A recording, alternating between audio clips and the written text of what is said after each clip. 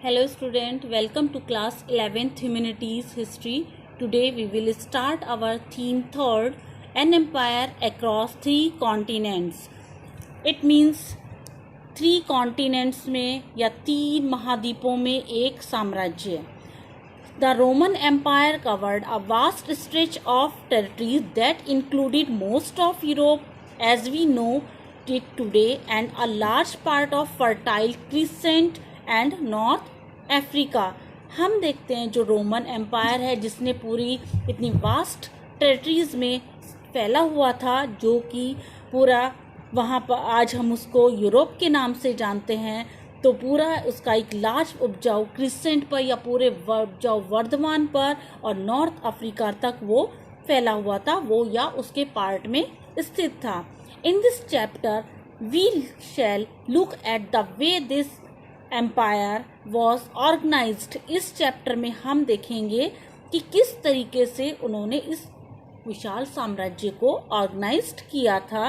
The political forces that shaped it's destiny and the social groups into which people were divided. किस तरह से उन्होंने अपनी political forces को शेप दिया था या राजनीतिक बल को शेप दिया था, अपनी पहचान बनाई थी, और किस तरह से जितने भी सोशल ग्रुप्स थे वहाँ लोगों के डिवाइड हुए थे या उनको बांटा गया था. You will see that the empire embrace a wealth of local culture and languages.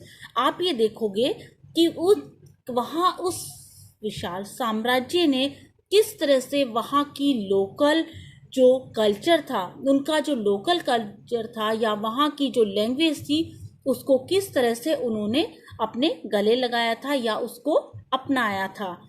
That women had a stronger legal position than they do to many countries today, but also that much of the economy was run on slave labor, denying freedom to substantial number of persons. आप देखेंगे कि किस तरह से women ने भी उस time पर अपनी लीगल पोजीशन को स्ट्रॉन्ग बनाया था, जब तक कि आज भी कुछ कंट्रीज में वोमेन की जो पोजीशन है वो इतनी ज़्यादा स्ट्रॉन्ग नहीं बन पाई है जितनी उस टाइम थी. बट आप ये देखेंगे कि किस तरह से वहाँ की जो इकोनॉमी थी वो स्लेव्स लेबर के द्वारा रन की जाती थी, और वहाँ का जो पर्सन था या जो वहाँ के ह्यूमन बीइंग थे, किस तरह से उन्होंने उनको सब्सटेंशियल या कुछ पर्याप्त उनको फ्रीडम मिलती थी या उनको दी जाती थी. From the 5th century on, the empire fell apart in the west but remained intact and exponentially prosperous and in its eastern half.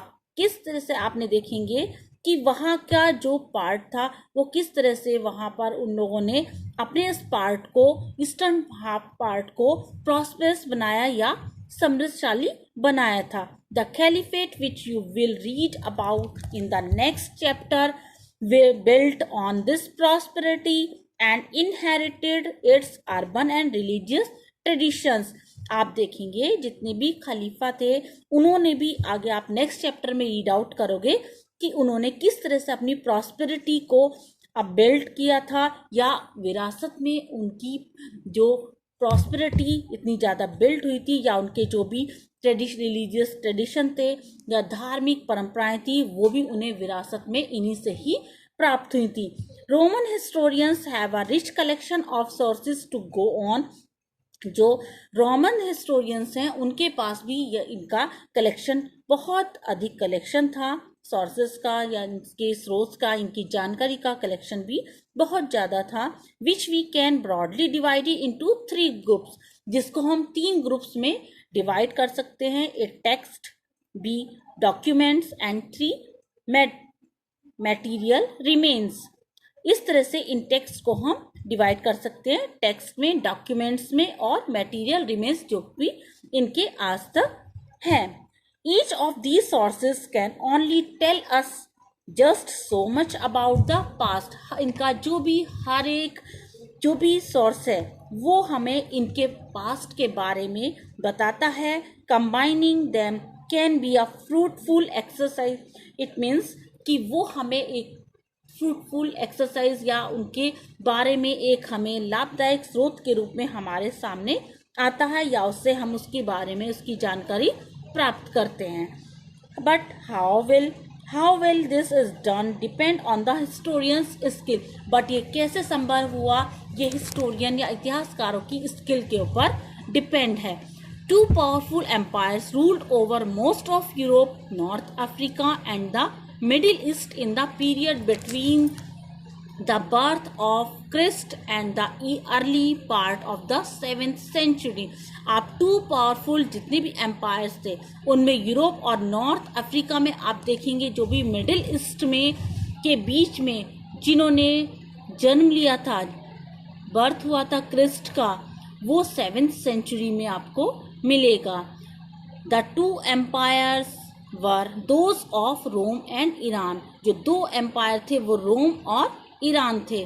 The Roman and Iranians were rivals and fought against each other for much of their history. जो Roman और Iranian empires थे वो आपस में एक दूसरे के विरोधी थे, और आपस में जितना भी हम इनका पास देखेंगे या हिस्ट्री देखेंगे तो ये एक दूसरे के अगेंस्ट थे और आपस में ही एक दूसरे के अगेंस्ट विद्रोह करते रहते थे। Their empires and to next each other separates only by a narrow strip land that run only river Euphrates. जो रिवर यूफ्रेट्स थी वही इनको सेपरेट कर सकती थी। If in this chapter we shall be looking at the Roman Empire, but we shall also refer in passing to Rome's rival Iran। अगर हम इस चैप्टर में देखें तो आप देखेंगे कि रोमन एम्पायर जो था वो यहाँ पर इनके पासिंग, जो भी इनका पास्ट में राइवल या इनका जो भी विद्रोह भी चुका है ईरान से, वो उसके बारे में हमें जानकारी प्राप्त होती है। If you look at the map, अगर आप इनका मैप देखेंगे you will see the continents of Europe and Africa are separated by a sea that stretch all the way from Spain in the west to Syria in the